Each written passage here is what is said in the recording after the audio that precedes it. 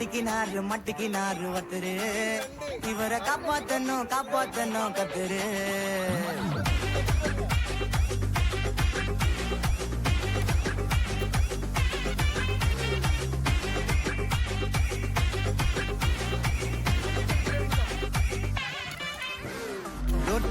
road கடை குருமா